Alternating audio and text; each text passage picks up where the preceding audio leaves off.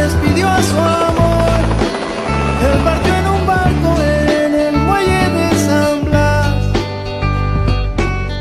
Hola, ¿cómo están? Bienvenidos a La Taberna Política, podcast producido por la Academia Iberoamericana de Ciencia Política y por la agencia Fundare.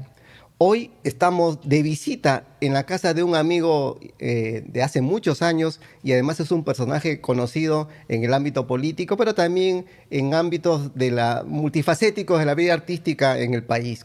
Y me refiero precisamente a nuestro amigo José Chevasco Piedra.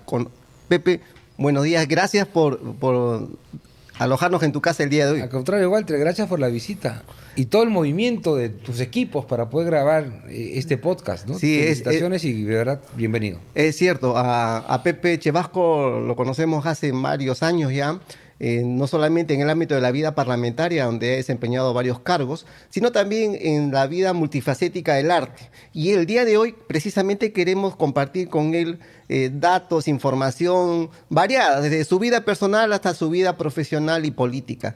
Pepe, sabemos de tu trayectoria profesional, académica, política, artística, pero queremos que ahora conozcamos al Pepe Chevasco por dentro, es decir, en su vida personal, tu desarrollo artístico, y quiero empezar precisamente por tu familia. Conocimos hace muchos años a tu mami, a tu padre no tuve el gusto de conocerlo, pero creo que vienes de una trayectoria de que tus padres han influenciado muchísimo en tu formación.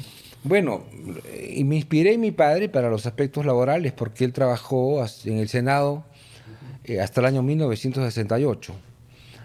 Murió tempranamente, cuando yo tenía 11 años, pero fue lo que me inspiró para poder buscar trabajo en el Congreso de la República a partir de 1980, impulsado por mi madre, porque mi madre es la que decía, ella ya mantenía la casa, ya papá no estaba, ella trabajaba para yo poder estudiar.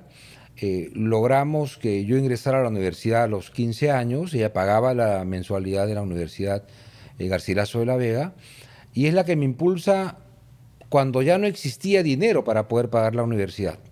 Y me dice, anda y busca a los amigos de tu padre en el Congreso. Y es así que llegué al Senado a buscar trabajo. ¿Tu padre era trabajador del Congreso, periodista, si no me equivoco? Él era periodista, uno de los fundadores de la Federación de Periodistas del Perú. Era un periodista cuando se interpretaba que el periodismo era un oficio, no una profesión, porque en realidad es un oficio.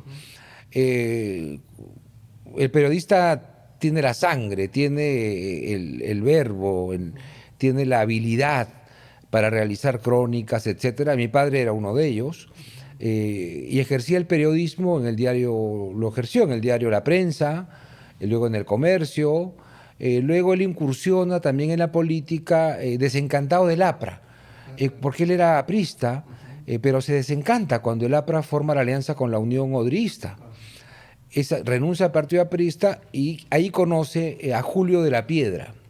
Julio de la Piedra, que llegó a ser presidente del Senado por el partido de la Unión Nacional Odrista, la UNO, lo lleva a trabajar al Senado.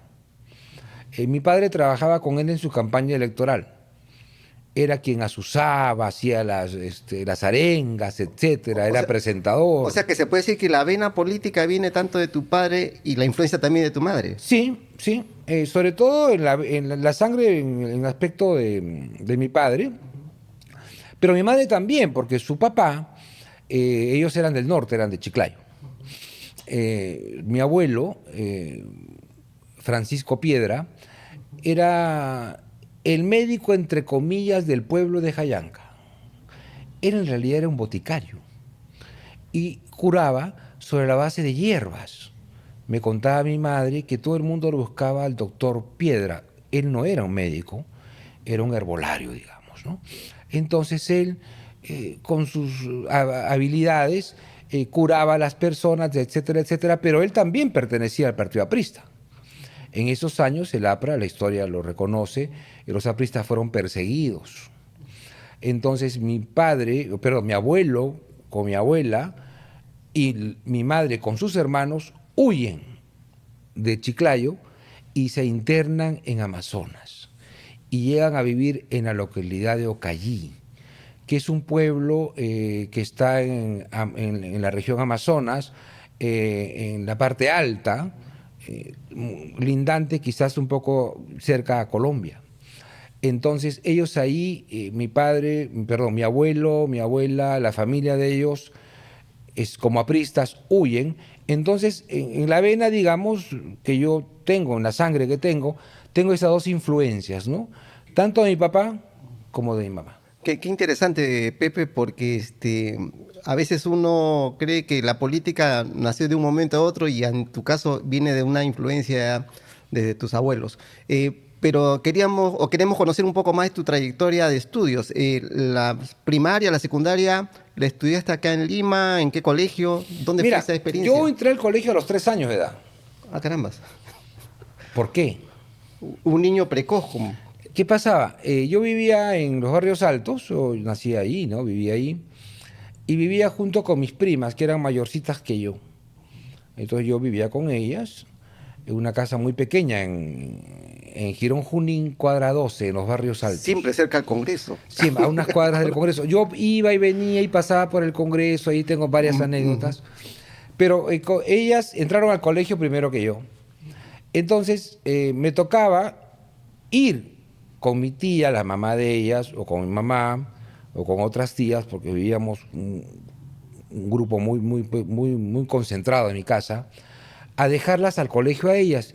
Y me cuenta mi madre que un día me lleva y yo me pongo a llorar porque mis primitas entraban al colegio y yo me quedaba solo. Entonces yo le decía a mi mamá, quiero ir al colegio, quiero entrar al colegio, lloraba, y la profesora de ellas le dice, señora, déjelo, va a ver cómo se aburre y mañana ya no quiere venir. Bueno, no me aburrí. Entré al colegio, entré a jardín.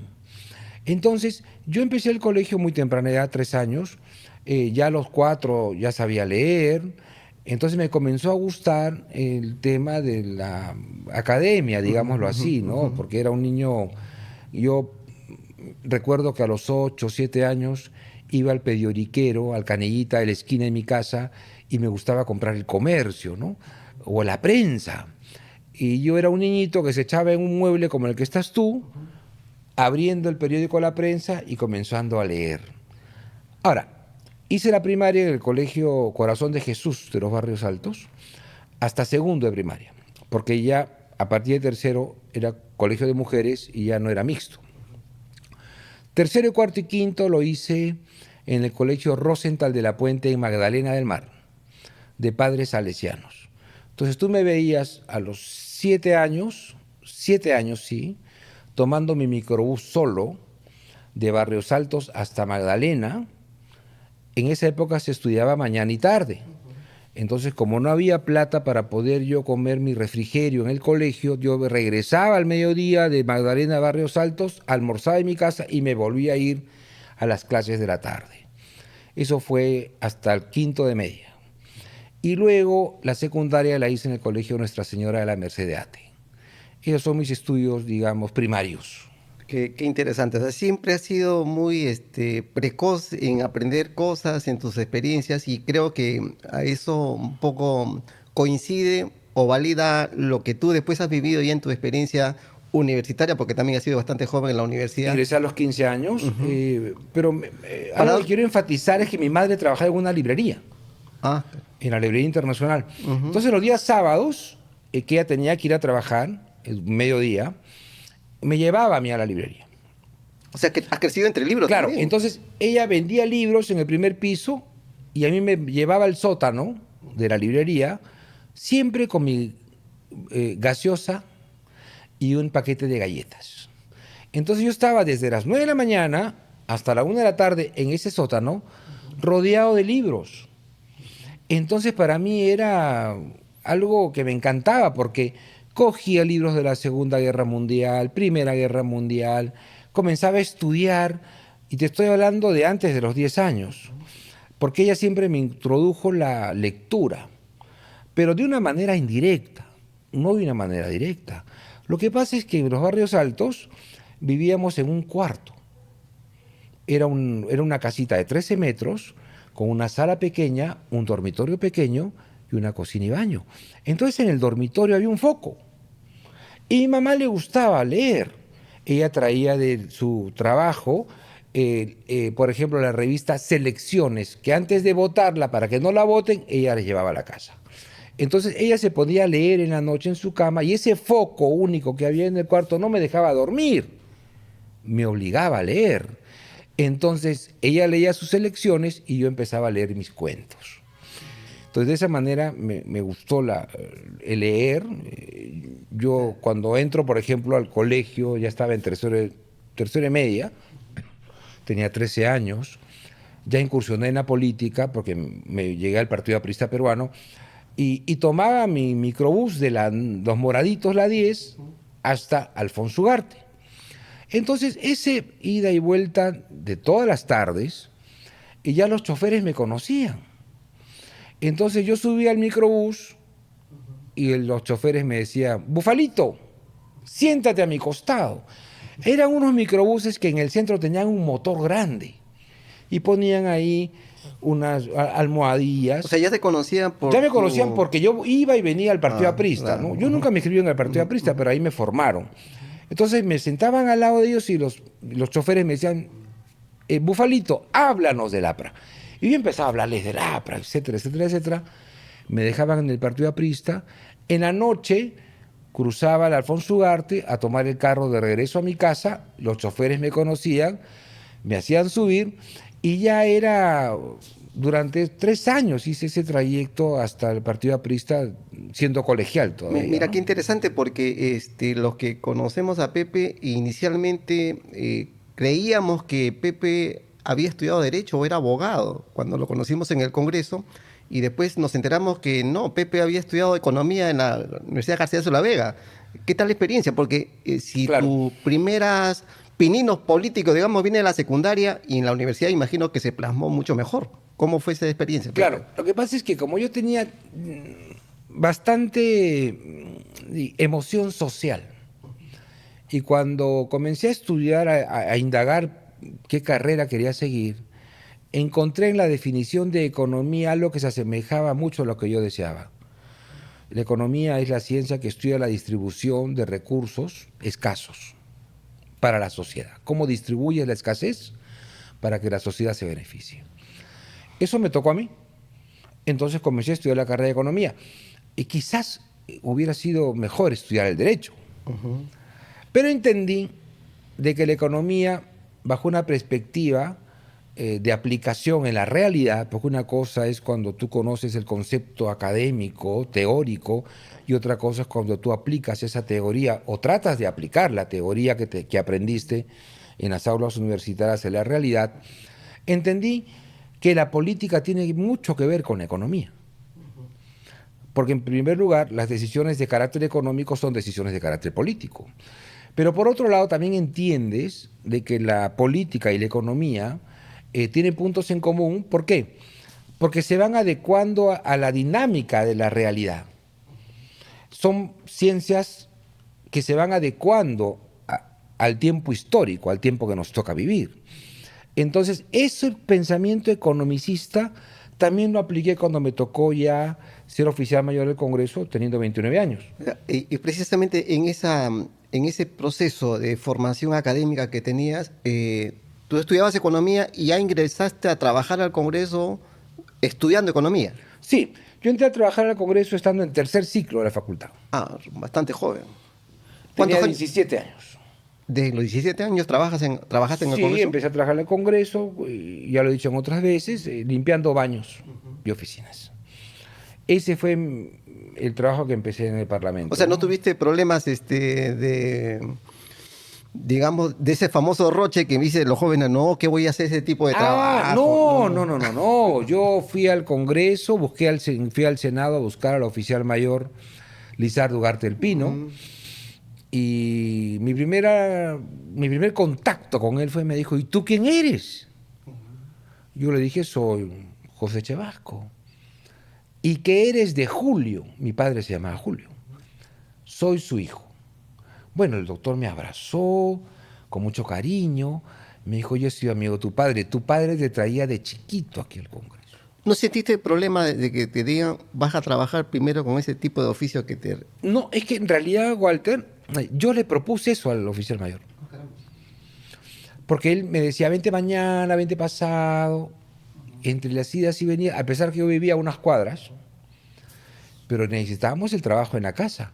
Entonces un día le dije al oficial mayor, al doctor Lizardo Ugarte, le dije, doctor, yo necesito trabajar.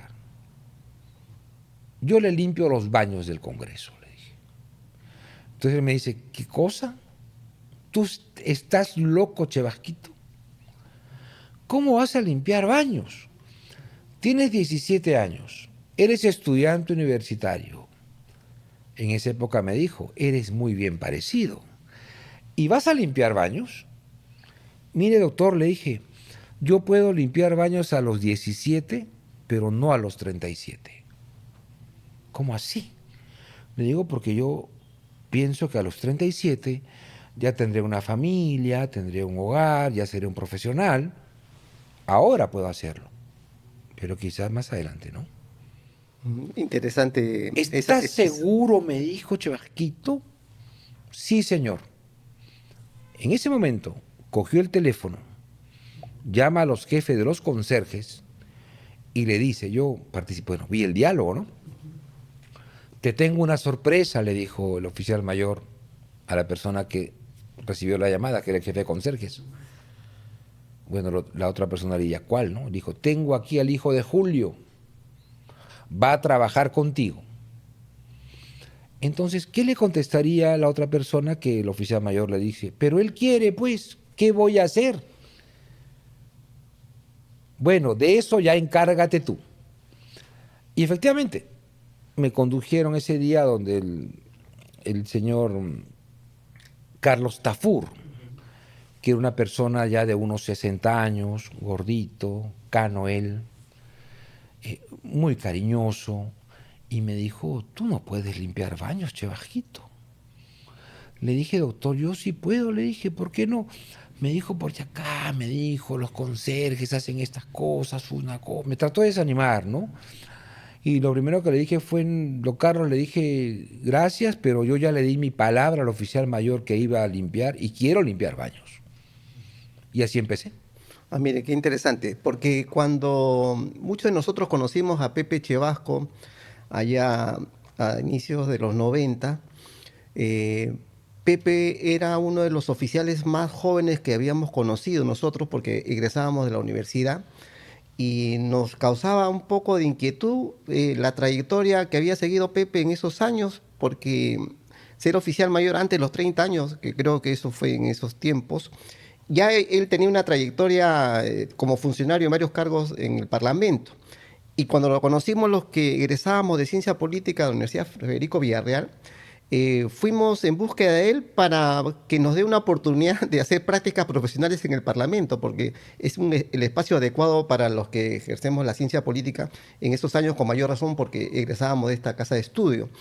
Y nos reunimos con el oficial mayor en ese tiempo, que era Pepe Chevasco, y le dijimos que nosotros éramos estudiantes de ciencia política, ya egresados, y que queríamos practicar.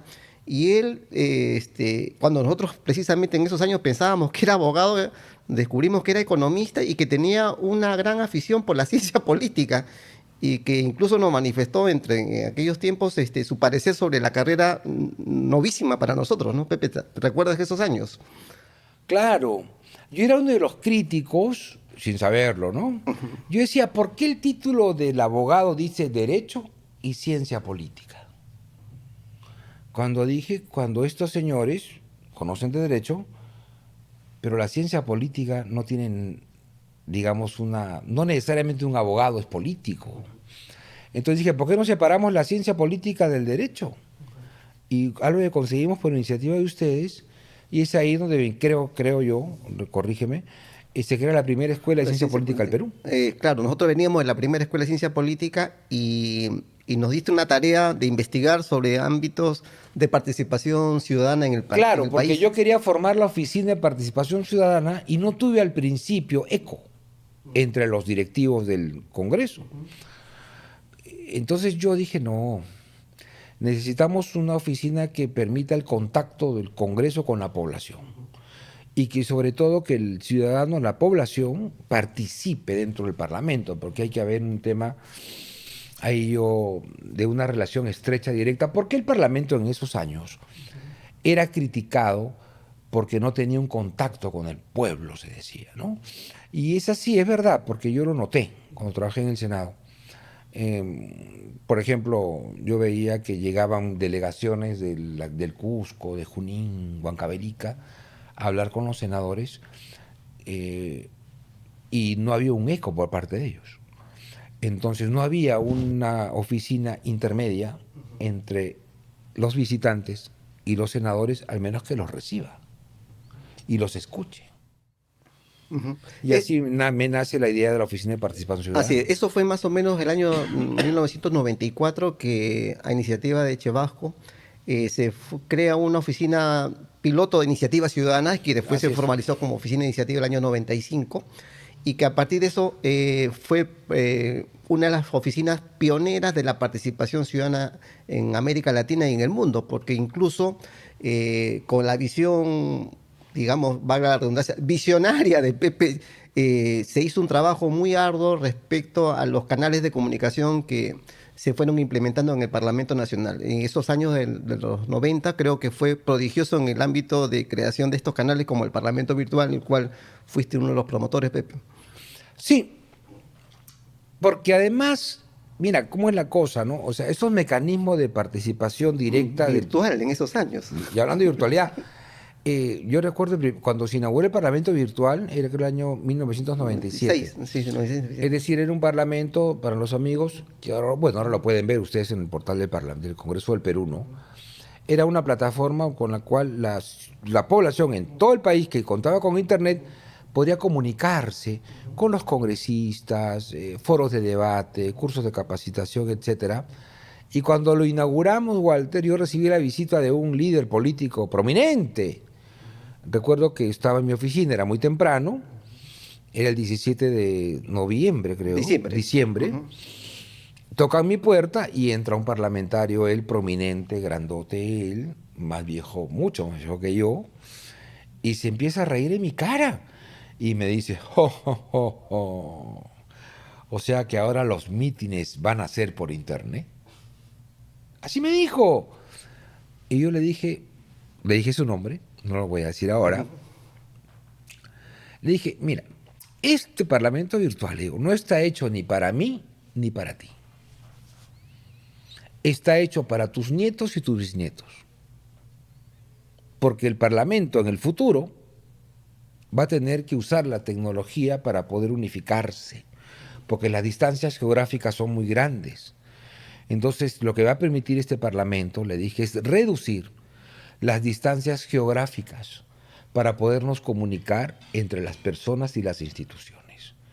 Te hablo de hace más de 30 años. Así es, el Parlamento, precisamente en aquellos años, fue modelo de desarrollo de participación ciudadana que incluso funcionarios de varios parlamentos vinieron a capacitarse en esos años en el Congreso. Sí. Yo presenté el Parlamento Virtual en Corea. Uh-huh. Llevé un disco, un CD en esa época y expliqué a los demás oficiales mayores del mundo cómo el Congreso peruano había desarrollado esta plataforma de participación y comunicación política entre el Congreso y la población. Y fíjate, fue novedoso y a partir de esa experiencia es que otros parlamentos empiezan a aplicar este modelo y en el Perú, que era el modelo de modernización en esos años en América Latina, comenzó a recibir a funcionarios de parlamentos de Chile, Nicaragua, El Salvador, Panamá, Costa Rica, para capacitarse y hasta los propios instituciones como el Banco Mundial, el Banco Interamericano de Desarrollo, cuando estos parlamentos pedían ayuda económica para modernizarse, les decían, correcto, los vamos a ayudar, pero incluyan en su cronograma de lo que van a hacer la capacitación en el Parlamento del Perú. Mira, precisamente ahora los parlamentos, no hay parlamento que no tenga sus mecanismos de participación ciudadana y si el ejemplo peruano sigue vigente. Sin embargo, quiero ya entrar un poco al ámbito del pensamiento, el conocimiento político o de las actitudes políticas. Si conocemos a Pepe Chevasco, precisamente es también porque varias habilidades que él tiene, además del arte de la política, que es un tema que le hemos conversado muchas veces. Recuerdo cuando ingresamos al Parlamento en aquellos años, me llamó la atención no definición, pero un concepto de política respecto al Parlamento, porque siempre nos parecía el monstruo del Parlamento pues como una institución pues grande y complicada. Y recuerdo en aquellos años nos dijo que el Congreso y el Palacio Legislativo es el arte de las formas, que tenía que ver precisamente con la política como forma y fondo. Y precisamente, ¿la política qué es para ti, Pepe? Uf. De esa época a hoy, las cosas han cambiado. Tiene muchas definiciones, creo yo, la política. Sí. Primero que es un arte, que tú lo has dicho. O sea, la política está en todo momento, en todo lugar. O sea, hacemos política en la casa también. La gente no se da cuenta que hace política. Pero si lo que tenemos que resumir, y me pedirías hoy, como me lo estás diciendo, ¿cómo defino yo la política? Yo pienso que es el arte de saber convivir en un mismo espacio. ¿Cómo convives en un mismo espacio dos personas o las personas con el objeto de llegar a acuerdos? Y esta definición la tomo sobre la base justamente del espacio político, porque hay diversos tipos de espacio, ¿no? En la política el espacio, si se quiere, está conformado, por ejemplo, en el Congreso, con los parlamentarios. La pregunta es, ¿cómo un Congreso con 13 bancadas puede tomar acuerdos? ¿Cómo aprenden a convivir en ese espacio 13 opiniones o 13 tipos de pensamientos o 13 tipos de ideologías o 13 tipos de distintas formas de pensar? Entonces, cuando a mí me dicen ahora, Pepe, ¿cómo defines tú al presidente del Congreso? ¿O cómo defines a la presidenta Dina Boluarte? Y yo realmente les digo de que creo que el ejercicio de la presidencia del Congreso, como el ejercicio de la presidencia de la República, los han hecho estas dos personajes realmente seguir un doctorado en política. ¿Por qué? Primero, ¿cómo una persona puede hacer funcionar una institución con 13 bancadas? Dime, si no es complicado. ¿Qué hilos tiene que mover para poder llegar a acuerdos? ¿Cómo una presidenta de la República puede sobrevivir 4 años sin bancada? ¿Qué ha hecho esta señora para poder generar un clima de estabilidad y convivencia en el mismo espacio con cosas tan distintas y disímiles? Cosas que quizás no se pensaban ver hace 40 o 50 años. Precisamente, cuando uno habla de política, la política tiene su faz, digamos, conflictiva y consensual, ¿no? Si es a lo que tú más o menos Sí. nos estás induciendo un poco con tu definición. Y en el Parlamento, precisamente para tomar decisiones, es importante la negociación, los acuerdos y una buena negociación, una buena comunicación política. Una de las características que siempre hemos visto nosotros de los oficiales mayores, y en tu caso, en el caso muy particular, el tuyo, Pepe, es tus habilidades para conducir grupos y manejar el Congreso desde la oficialía mayor en situaciones muy complicadas, como ha habido procesos políticos muy complicados que has atravesado y que lo has vivido intensamente, y que me recuerda a algún titular, creo en el peruano hace muchos años, que decías que tu labor de oficial era complicada porque no era, a diferencia del Poder Ejecutivo que tienes un solo jefe, tú tenías 120 jefes. 80, 120. Claro, dependiendo de la conformación. Claro. Así es, y eso era lo difícil y complicado, y el oficial mayor tenía que manejarlo así. ¿Se era difícil tener esa cantidad de jefes, digamos? Mira, un poco te vuelves psicólogo también, ¿ah? Yo tenía varias artes, ¿ah? O sea, vamos, qué pena que lo diga yo, ¿no? Pero creo que hay que, primero que en lugar que el oficial mayor es un actor en la política. O sea, para mí el político es un actor, tiene que vestirse de actor, ¿no? Cuando yo capacito a gente que quiere hacer política, pues lo primero que le digo, tú eres un Brad Pitt, porque tú ya no eres tú eres un actor. Y el oficial mayor también se vestía de actor y jugaba un poco, jugaba comillas, ¿no? Con las formas que tú hace un rato hiciste alusión. Te voy a poner algunos ejemplos. El político por naturaleza, el parlamentario por naturaleza, viene cargado de emociones, iras o amores. Porque generalmente tú vas a buscar al oficial mayor para que te dé soluciones a tus problemas. No vas a buscar al oficial mayor para tomarte una taza de café y contar chistes. No, eso no existe. Entonces la persona del político llegaba a mi oficina con una, digamos, con una fuerte carga emocional, de cólera, de ira, que no funcionaba el ascensor, había tenido un problema, etcétera. Entonces yo decía, ¿cómo le bajo las revoluciones a esta persona para poder dialogar? Y se me ocurrió un día prender incienso. En la oficialía mayor. En la oficialía mayor. Entonces puse el incienso, olía muy rico, y llegó el primer congresista así de cólera, y lo primero que siente es el olor a incienso. Y me dijo, Pepe, qué rico huele tu oficina. ¿Le gusta? Le dije, congresista. Sí, me dijo, ¿qué es? Bueno, le digo, yo pienso que así debe oler el cielo. ¿Cómo así? Me dijo. Sí, le digo, yo creo que cuando las personas lleguen al cielo van a sentir este olor a incienso. Qué interesante, me dijo. Ese hecho de poner ese tipo de olfato, de olor, el olfato de la persona, ya le cambiaba su ímpetu. Lo que era ira se convertía en algo agradable. Y podías generar un clima mucho más amigable para el proceso de negociación, porque tú con el político haces negociación política. Entonces aprendí de que lo primero que tienes que hacer para poder generar un buen acuerdo político es tener un buen escenario.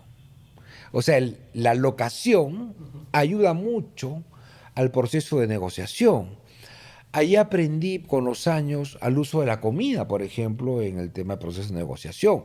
Yo me di cuenta de que teníamos consejo directivo, por ejemplo, por las tardes. Entonces, en el consejo directivo iban todas las bancadas a hablar de lo suyo y también, en su gran mayoría, tenían ese carácter fuerte, hostil y de confrontación. Entonces yo dije, ¿por qué no pongo comida? Porque al comer abundantemente te llena la panza, ¿no? Y cuando te llena la panza tú dices, tengo sueñito, qué rico he comido, ¿no? Entonces esa impulsividad la comencé a contrarrestar con la comida, porque ponía una mesa larga, con lomito saltado, pan, postrecitos y cafecitos. Hacerlo sentir bien. Llegaban a devorar la mesa, venían con hambre, pues qué sé yo, pero eso los calmaba. Y el proceso de negociación política era mucho mejor. Entonces yo comencé a usar mucho las formalidades, la música. Habían épocas, por ejemplo, en el receso parlamentario, que yo hacía poner por los parlantes música clásica en los ambientes del Palacio Legislativo. Mira, estas son interioridades de la vida política desde dentro del Parlamento.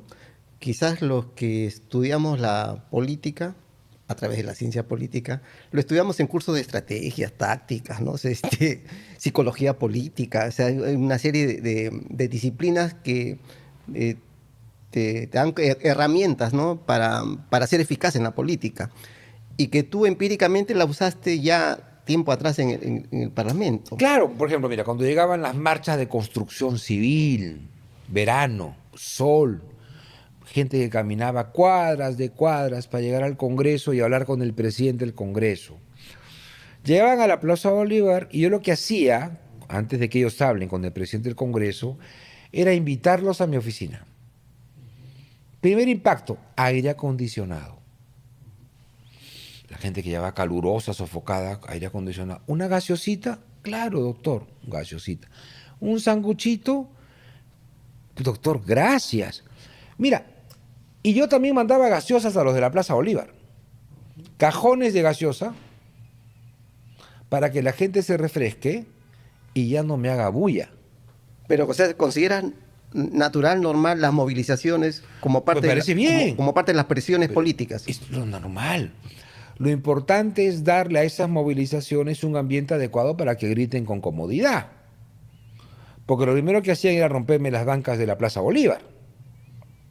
Entonces, ¿cómo hago que no me rompan las bancas de la Plaza Bolívar? Dándoles en canje, esa es una forma de negociar. Sin hablar con ellos, le mandaba los cajones de gaseosa y sándwiches. Entonces la gente dejaba de gritar, se ponía a beber, se ponía a comer, se tranquilizaba, ya no me rompían las bancas de la Plaza Bolívar que eran de mármol, que luego había que reponerlas, y sobre todo, teniendo a los dirigentes de construcción civil en mi oficina, lo que generaba yo era que se calmen. Y al calmarse, iban en una mejor predisposición a hablar con el presidente del Bastante Congreso. psicología política utilizada, Pepe. Claro. Porque mira, a ver, primero hay que entender a la persona, pues. O sea, en política, antes de entender al político, entiende a la persona. Como en ocasiones me llegaban congresistas que su celular había sido roto por su esposa, o para ver cómo les cambiaba el teléfono celular. Ellos me inventaban una historia que se les había caído, pero yo me había enterado que la mujer se lo tiró del cuarto piso, o personas que llegaban quebrados a ser congresistas. O sea, buscaban la gobernabilidad también de cada Claro. uno. ¿Por qué? Porque, Walter, porque si yo administraba el Congreso de esa forma, mi trabajo era que esta gente esté bien. Porque si los congresistas están bien, ellos van a trabajar mejor. Y si van a trabajar mejor, eso va a favorecer definitivamente al país. Tú que has trabajado, Pepe, con tantos parlamentarios, diferentes periodos parlamentarios, ¿qué es más fácil negociar? ¿Con una mujer o con un varón? Complicado, creo que con una dama, me parece. Me parece. ¿Has tenido tú la oportunidad de trabajar con presidentas del Parlamento con una personalidad bastante fuerte? Recuerdo Marta Hildebrand, Meche Cabanías, Oh. Marta Chávez. Sí. Este, Bueno, para empezar, ujú. una mujer presidente del Congreso tiene que ser líder. Y para ejercer liderazgo, tienes que tener personalidad fuerte, ¿no? Entonces la pregunta es, ¿cómo trabajas con alguien con ese temperamento vertical, ¿no? Porque quien da órdenes es un temperamento vertical. Entonces ahí me tocaba primero conocer al personaje, a la persona, y de acuerdo a eso, ir conversando, hablando con ellas. Y eso tiene que ver mucho el tema de la comunicación verbal, querido Walter. No es lo que dices, es cómo lo dices. Lo que tú aprendes con el tiempo, en el arte de la política, es a usar la modulación de la voz. Si alguien a ti te grita, tú no puedes gritarle tampoco porque eso genera una explosión. Lo que tienes que hacer es que bajen los decibeles para llegar a un nivel de equilibrio y poder llevar una conversación adecuada. Por ejemplo, yo recuerdo cosas de la doctora Hildebrand, que en paz descanse, y de quien aprendí muchísimo. Me dijo un día, estoy harto de sus empleados. Lo dijo con apellidos. Yo no te lo voy a repetir aquí. ¿Por qué? Le dije. Porque tus empleados no saben hacer nada. Bótalos, me dijo ella. Y le dije, mire, presidenta, mis empleados no serán grandes literatos, grandes lingüistas, ni grandes abogados. Pero ¿sabe qué? ¿Qué cosa? Me dijo. Tienen todo el entusiasmo de ayudarla. ¿Ah, sí? Sí. Lo que pasa es que un grito de usted es un grito de usted y me los pone nerviosos. ¿Por qué no hacemos una cosa, presidenta? ¿Qué cosa? Me dijo. Gríteme a mí y no a ellos. ¿Cómo? A mí gríteme, que yo soy responsable de ellos y yo me encargaré de ellos. ¿Qué le parece? ¿Está usted seguro?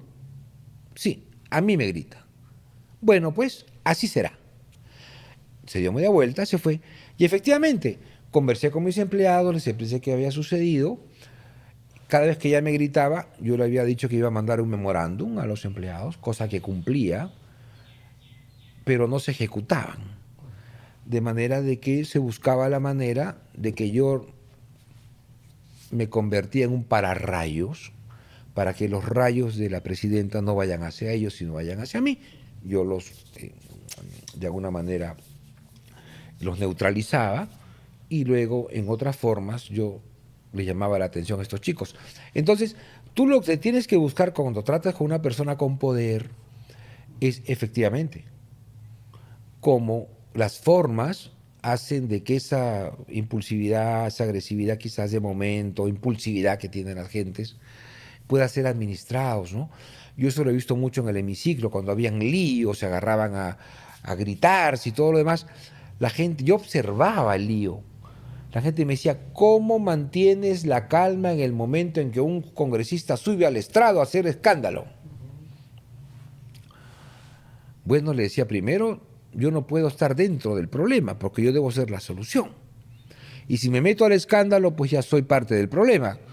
Lo que tengo que hacer es observar para ver cómo es que vienen los movimientos y cosas y de acuerdo a eso actuar. Eso pasa cuando tú trabajas con personas, damas, mujeres que ejercen la presidencia de un poder del Estado. Sí, es cierto lo que manifiestas, Pepe. Quizás en Pepe, recuerdo años atrás, un destacado intelectual, digamos, César Delgado Guembes, escribió un libro, El Parlamento por Dentro, ¿no? ¿Recuerdas? En la década del 90. Y creo que Pepe Chevasco es uno de los que conoce el Parlamento por dentro desde la propia experiencia. Importante es lo que nos dice. Quizás este podcast no es para conocer los temas del funcionamiento del Parlamento propiamente, porque ahora nos toca conocer la propia vivencia de Pepe Chevasco en su vida personal y también en el Congreso de la República. Yo recuerdo alguna frase que dijiste respecto a que el oficial mayor era como es el gran asesor de todos los parlamentarios y que ponías como ejemplo el guía de una carreta que tenía una visión, visión. Yo decía, claro, el presidente conduce la carreta y él está pues concentrado en el camino de lo que va conduciendo. Pero hay partes que él no ve en la conducción. Eso te pasa a ti. Cuando vas de copiloto en un auto, tu visión como copiloto es muy distinta a la visión de quien conduce el auto. Quien conduce el auto está viendo el camino, por dónde ir.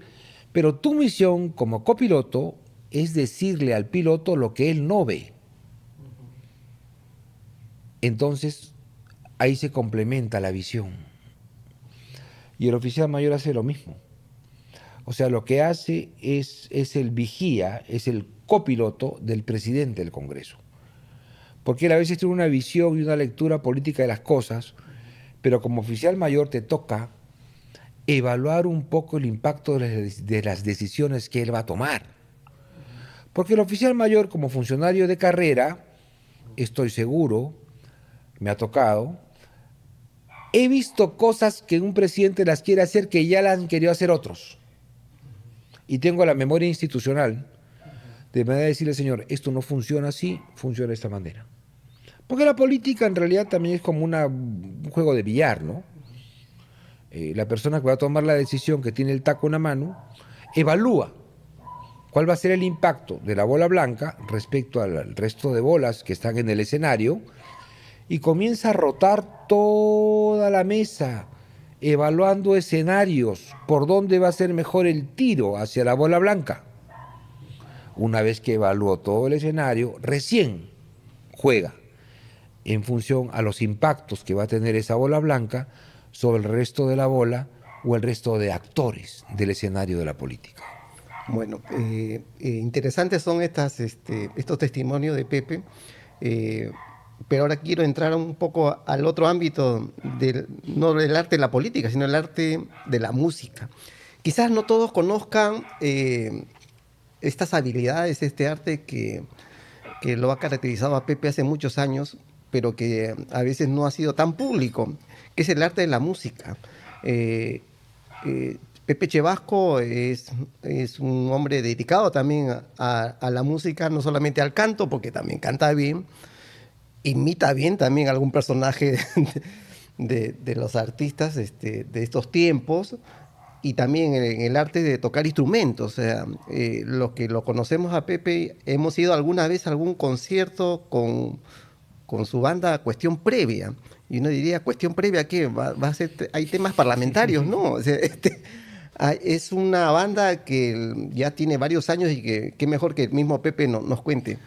Ahí está el baterista. Esa experiencia, sí, ahí está Pepe Chevasco en miniatura. Esa experiencia en la música, ¿de dónde viene Lo que pasa es que esa influencia? Siempre me gustó la música. A mí me gustaba percutar. Ahora sé el nombre de la palabra, percutar. Y recuerdo que cuando era pequeñito me gustaba tocar la mesa en función a los ritmos que podía escuchar. Pasaron los años y un amiguito mío, un gran amigo mío que vive en Ica, Alberto Serralta, llegaba a la quinta de vacaciones, la quinta de Ladrillos donde yo vivía, para visitar a su abuela en verano, porque él vivía en Ica, y llegaba con su guitarra y me llamó la atención y también quise aprender a tocar guitarra. Mi madre me puso en una escuela y con Alberto comenzamos a tocar en dúo y sin darnos cuenta llegamos a cantar en Trampolín a la Fama. Tocamos, O sea que Ferrando te descubrió. Ferrando, como llegamos con una carta de un amigo de Ferrando, fuimos a la casa de Ferrando en Magdalena, ni nos escuchó y nos dijo, mañana los quiero en el programa a las 4 de la tarde para grabar. Fuimos al día siguiente, con nuestras guitarras al hombro, entramos y efectivamente Chevasco es un apellido iqueño. Mi familia viene de La Tinguiña, en Ica. Mi amigo Serralta vivía en Ica. Entonces dijo, acá los muchachos de Ica, un aplauso, se Ferrando. Entonces me dice, a ver, ¿cómo te llamas? Dio mi vocecita delgada, ¿no? José Chevasco. Ah, ¿tú eres de Ica? Sí, señor. Te voy a hacer una pregunta, me dice Ferrando, ¿no? ¿Cuántas uvas produce Ica? Dios mío, yo tenía 12 años, ¿qué iba a saber cuál es la producción de uvas en Ica? Yo me acuerdo que miro hacia arriba porque el hombre era gigante, Claro. pues no, yo era un pequeñito. Y yo lo miro y le digo, cualquier cantidad de uvas. Al hombre le gustó, me aplaudió, jaraneó con mi respuesta, y entre Alberto y yo cantamos la canción, pues, a veces tú, a veces yo, de Julio Iglesias, y ganamos ese sábado. Con el aplauso del público, ganamos.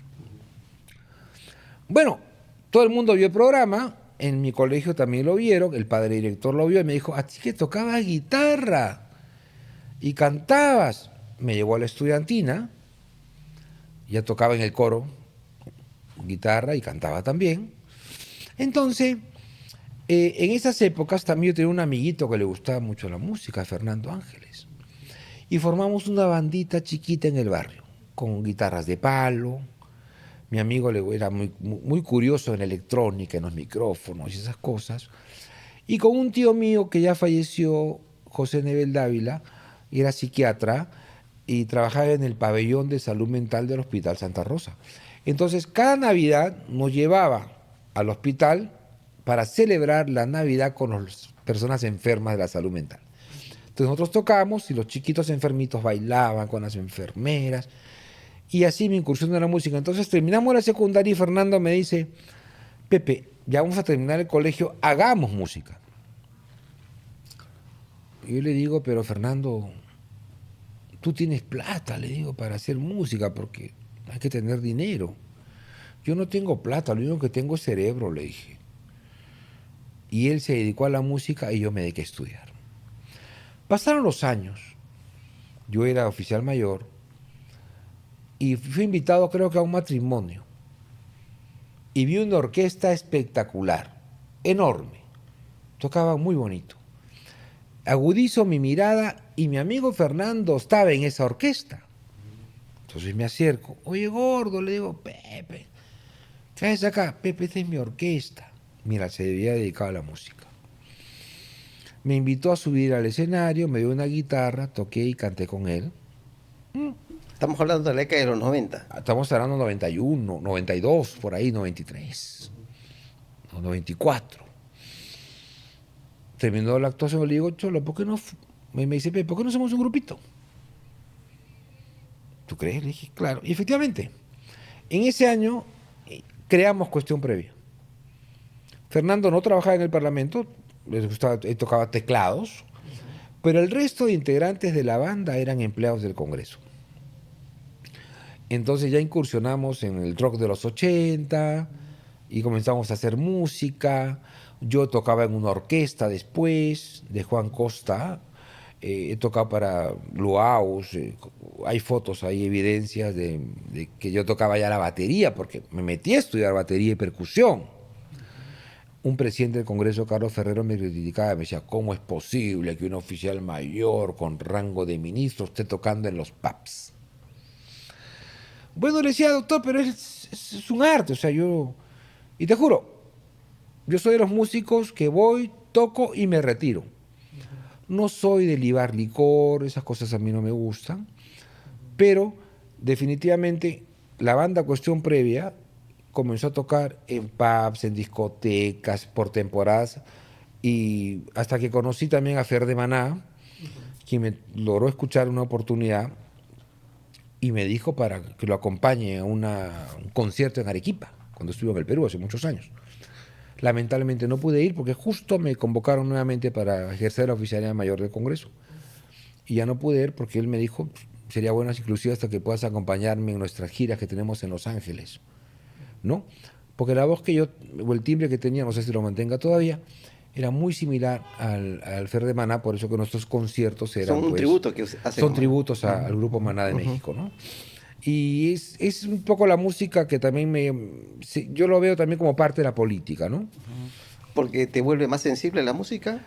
¿Como la política? No, lo que pasa es que yo descubrí que el baterista, por ejemplo, que en mi caso, usa las 4 extremidades, los 2 brazos y las 2 piernas, de manera distinta, pero juntas generan armonía. O sea, tu cerebro funciona como 4 cuadrantes.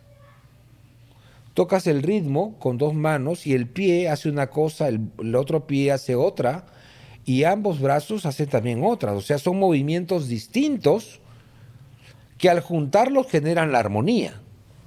¿Esa es la armonía que tú buscas en la política? Exactamente.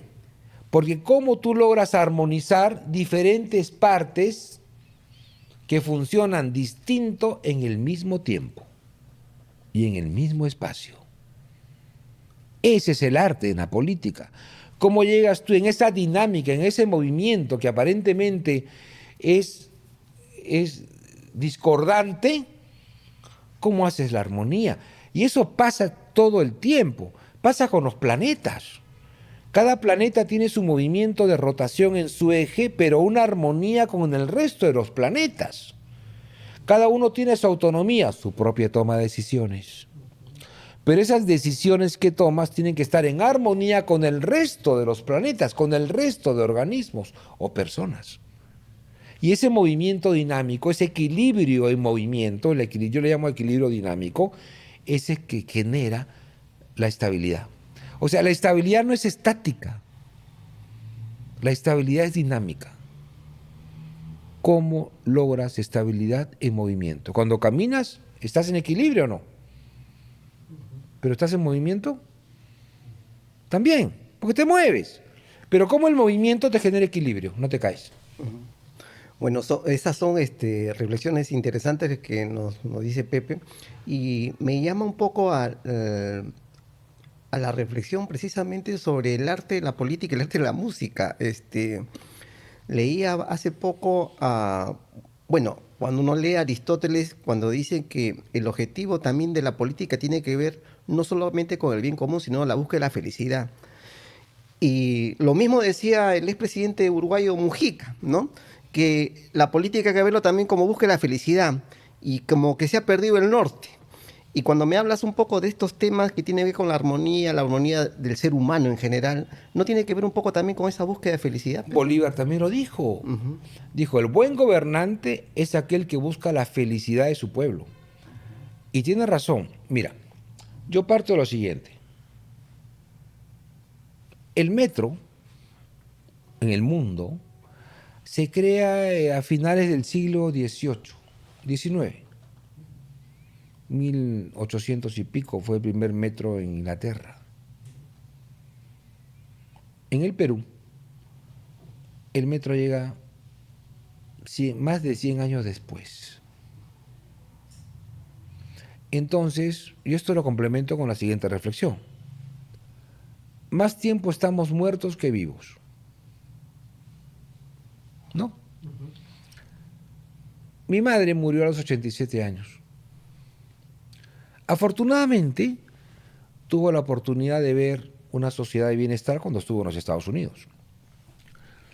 Mi pregunta es, ¿cuántas personas de 87 años no conocen lo que es la felicidad ni el bienestar y se mueren sin conocerlo?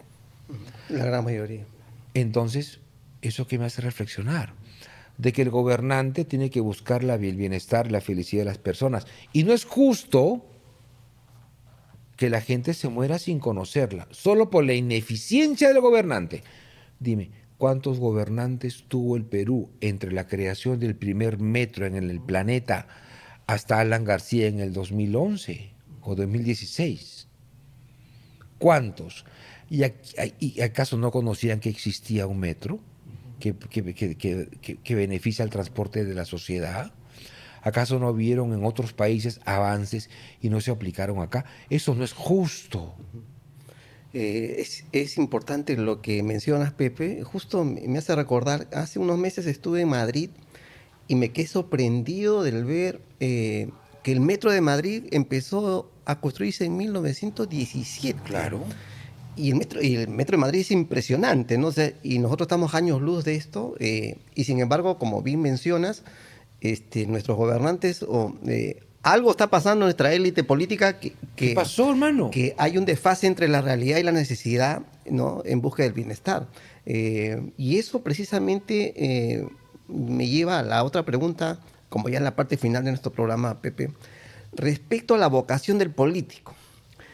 Y tú eres un político. O sea, creo que eres un político. Yo también, que me parezco mucho al político. Pero precisamente, ¿qué tipo de político? Porque hay políticos y políticos, ¿no? Y en todo caso, hay un perfil del político. Y creo que un buen perfil de político es aquel que no solamente tiene buena formación y es capaz, a través de su formación, de hacer cosas interesantes, sino también mucha sensibilidad. ¿Te consideras un político con sensibilidad y quieres hacer política de repente más adelante? ¿O cómo has visto Yo creo que, mira, tu futuro? A ver, Walter, yo tengo 62 años. Ya estoy en la parte decreciente de mi vida. O sea, uno empieza en cero y termina en cero.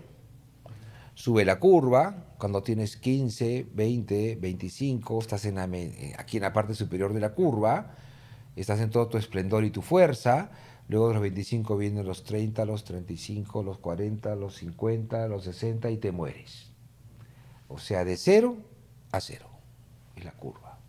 Yo estoy en la parte decreciente de la curva. Entonces, a partir de 0, yo voy a empezar la inmortalidad, porque más tiempo voy a estar muerto que vivo. O sea, quieres trascender. Yo sí quiero trascender. Quiero trascender desde el punto de vista de la inspiración para la juventud, para los jóvenes. Yo empecé en un barrio muy pobre, sigo siendo pobre, yo vivo en Santa Anita, yo no vivo en San Isidro, ni en Surco, ni pretendo hacerlo, Walter, porque creo que no es donde vives, sino la forma en la cual tú vives. Entonces yo sí quisiera trascender. Si para eso tengo que ingresar como ser un político ya digamos, no en la política que yo me desarrollo, porque yo hago política en esta parte de la consultoría, la asesoría y la formación de políticos, pero si me tocaría entrar a la política Como actor, como actor, claro, como ejecutor de políticas públicas, yo sí con mucho gusto lo haría. ¿Por qué?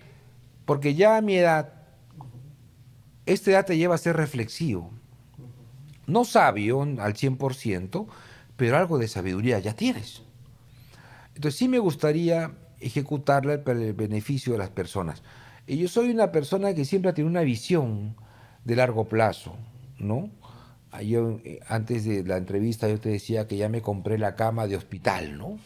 Que es una cama que ya tiene el botoncito para que me levante la parte de atrás para tomar mi sopita, me levanta la parte de adelante, me hace masaje, porque ya estoy pensando para cuando yo ya esté viejo. O sea, como siempre planificando las cosas. Claro, porque tienes que proyectarte. Mira, las políticas públicas se hacen para cuando tú ya no estés. Mira, la política, la aplicación de ejecución de políticas públicas no es para el corto plazo. O sea, cuando tú vas a Estados Unidos, ¿qué has ido? Has estado en Europa, ¿qué has ido? Y tú ves las carreteras de 4, 5, 6, 8 pistas enormes. O ves las películas norteamericanas donde abren la refrigeradora y sacan, voy a tomar un jugo de naranja, una galonera de jugo de naranja. Voy a comer mi no sé qué cosa, una cajota de comidas. ¿Ves las películas africanas, subdesarrolladas, o ves aquí en el Perú, abres la refrigeradora, voy a tomar mi jugo de naranja y sacas una botellita chiquita. Voy a comer mi esto, sacas un pancito chiquito. O sea, la visión de los gobernantes gringos fueron visión a lo grande. Tú vas al centro de Lima y ves calles chiquititas, donde no entra un carro. O sea, la visión del gobernante es una visión enana. No piensa en grandeza. Por eso que el político gobernante tiene que pensar en obras tan grandes que sirvan tanto a la población que recién muchas veces se valoren para cuando tú ya no estés. Porque más tiempo vas a estar muerto que vivo. Y si haces obras enormes, grandes, que sirvan a mucha gente, te van a recordar estando muerto. Ahí viene la inmortalidad. Y a eso es donde yo, humildemente, quisiera colaborar en el beneficio de los peruanos. Bien, Pepe, creo que esa reflexión la compartimos y creo que la gran mayoría de gente en el Perú que necesita líderes, gobernantes, una élite visionaria, con valores, pero que esté sintonizando con la ciudadanía.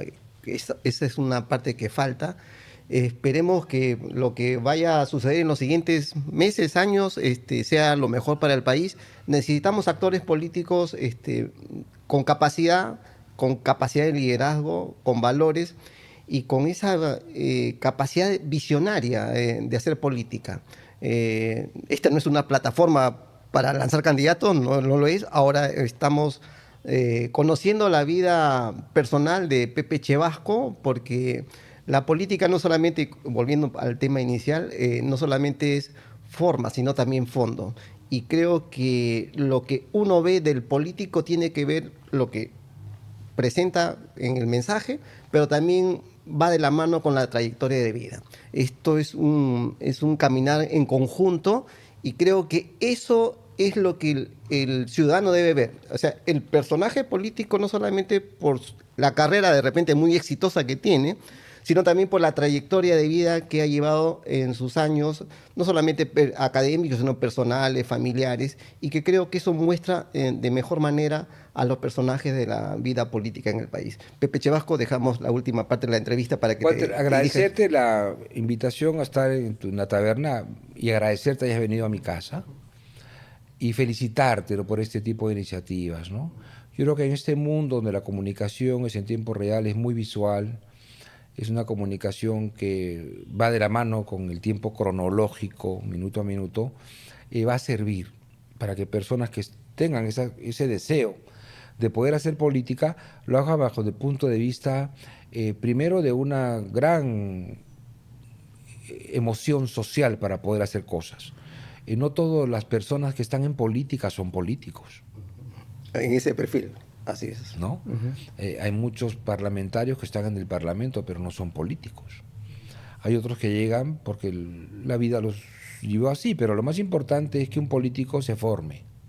O sea, el político tiene que ser un personaje profesional, que se prepare para la política. ¿Tú puedes ser un economista? Sí. Bueno, claro, pero no un buen político.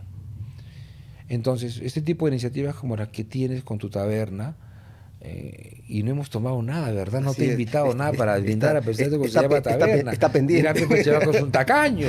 Pero no, lo que pasa es que, bueno, pues nos ganó el tiempo. No, así Ya es. tomaremos algo luego de terminar la grabación.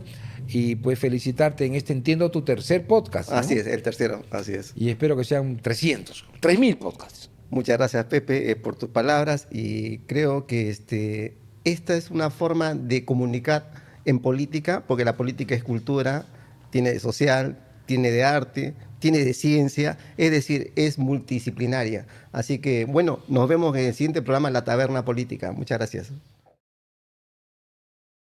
Bueno, ahora estamos en la biblioteca de Pepe Chevasco, donde pasa horas de reflexión y lectura, y de la cual pues, imagino que son muchos años, Pepe, que acá vemos a través de las Claro, un poco está fotografías. digamos, el resumen un poco de mi vida, ¿no? Acá Sí, ves sí, esta, sí, esta galería fotográfica donde los chicos del propio Congreso me han regalado, por ejemplo, ahí, no sé si lo podemos acercar. Sí, sí, sí. Ujú.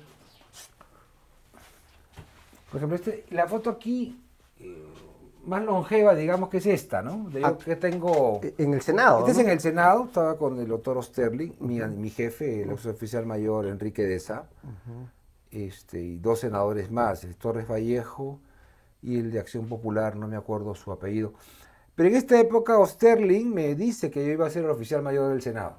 Eso es previo al golpe. Previo a la 92, estamos hablando de enero de 1992. Él me dice, Chevasquito, la mesa directiva del Senado ha decidido hacerte oficial mayor. Yo tenía 27 o 28, 27 años, pero 28 por ahí. Entonces le digo, don Felipe, no usted está loco. Le dije, ¿cómo voy a ser oficial mayor? Porque Además, la diferencia de edad, claro, mira también. A mi jefe le toca ser oficial mayor. Claro. Él, le digo, me sacó de la conserjería y me enseñó todo lo que yo sé. Ya fallecido. No, él está vivo. Ah, está vivo. Ah, Y está tanto así que en mi última oficialía mayor inauguramos la galería fotográfica de oficiales mayores y lo invité a él mira. para que presencie su cuadro en el Congreso. Pero en esa época él me dice, no, Pepito, ya.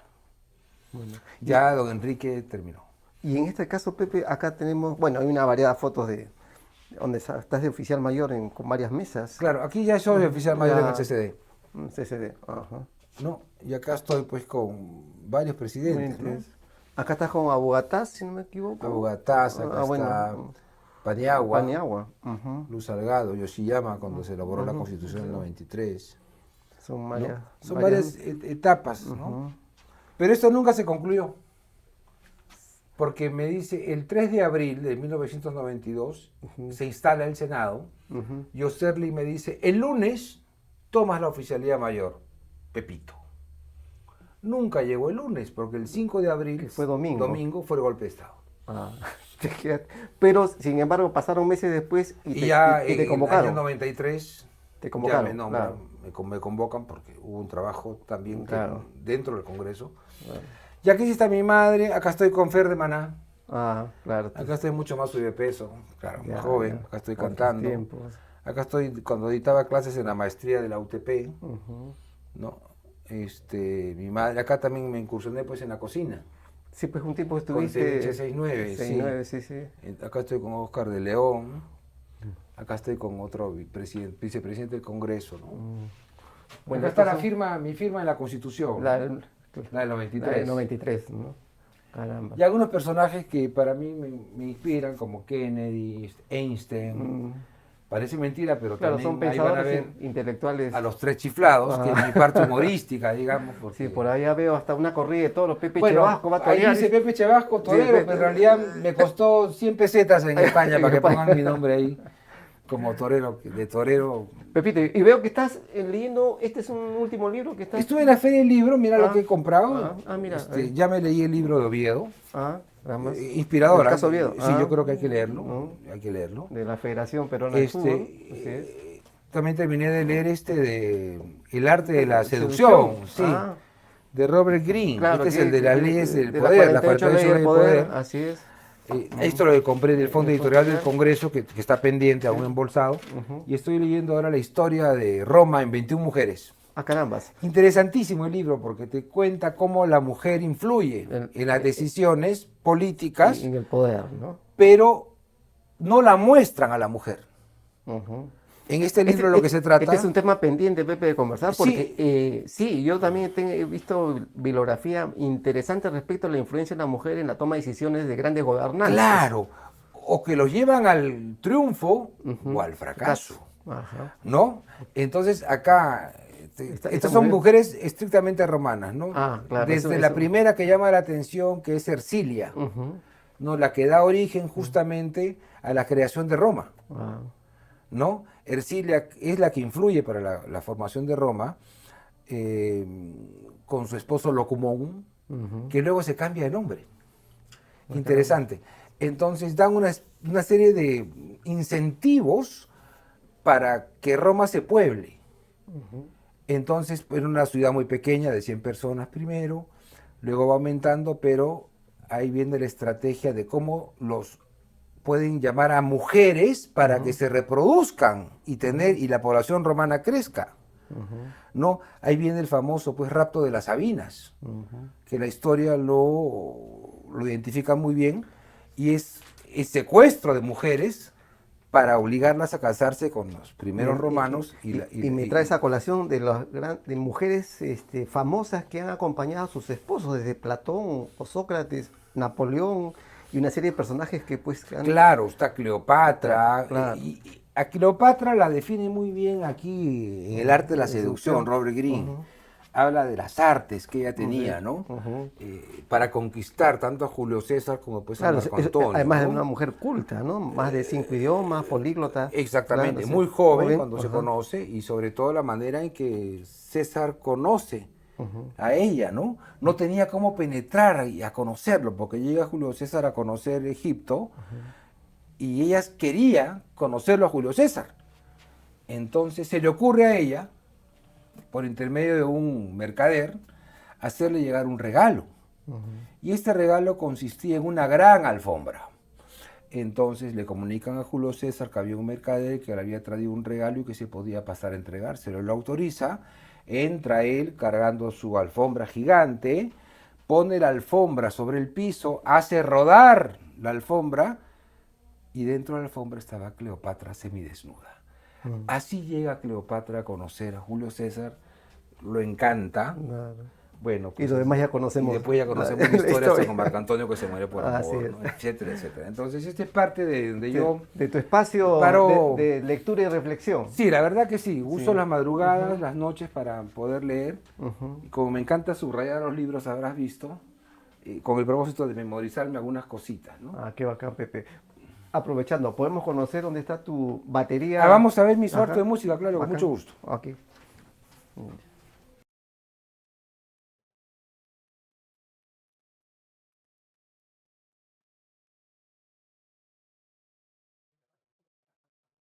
Ah, que son mis galerías de fotos. Acá también hay unas fotitos de recuerdo, ¿no? Estas son fotos de recuerdo de tu mi época vida de en oficial el mayor, Parlamento. ahí soy un niño, mi padre, cuando era cronista judicial, ¿no? Acá ¿Ese estoy niño yo, eres tú, el que está ahí? Sí, entre Ah, brazos, ajá. y mi madre, claro, sí. Era cachetón. Hasta ahora soy cachetón. Bueno, sí veo fotos familiares de tu vida. Mi en vida el estudiante en Congreso, de España, ¿no? Que estudiantes. la recuerdo con mucho cariño. Acá cuando el Congreso recibe premio, pues, Ah, por el el premio. Parlamento virtual. Sí, me acuerdo.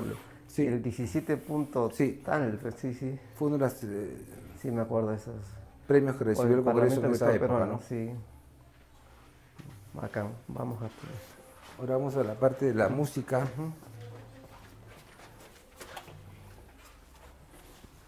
Adelante, adelante.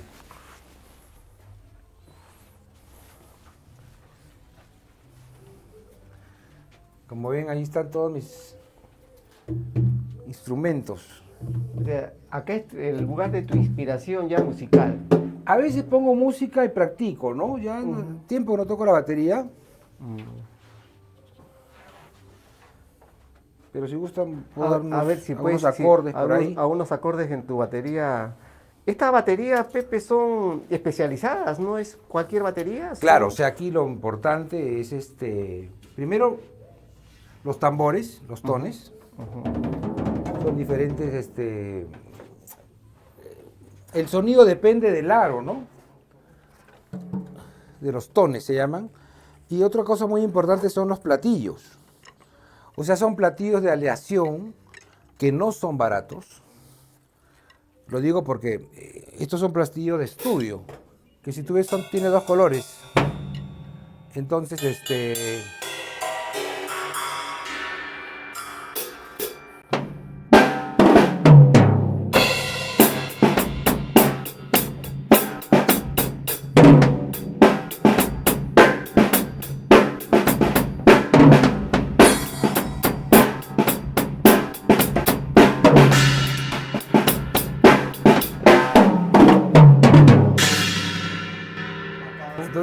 ¿Esta es la batería que utiliza para cuestión previa? sí, la sacamos y la armamos. Y tiene todas las características y sonidos que a mí me gustan, ¿no? Porque cada baterista va adecuando el tipo de sonido que quiere. O sea, esta es una batería más para rock, como rock clásico. Estos son platillos de aleación para estudio. Para estudio. Hay otros que tienen otro, por ejemplo, este platillo que ven ustedes aquí, que usa el percusionista del grupo, tiene otra característica, como ven, tiene huecos, Ajá. ¿no? Este es un sonido más latino. ¿No?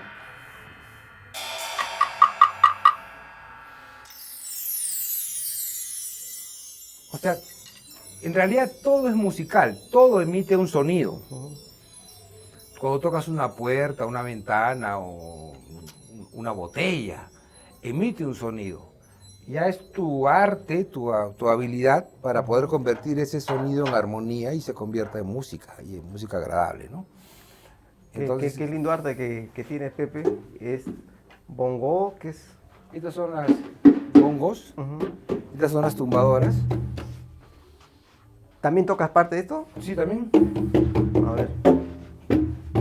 Están sin afinar ahorita Muy bien. porque las tumbadoras, y si las mantienes afinadas todo el tiempo, el cuero después que está templado, se destiempla. Ah, Entonces el objetivo es tenerlo destemplado y cuando vas a tocar recién, recién lo ajustas, ¿no? para el mejor sonido. Ah.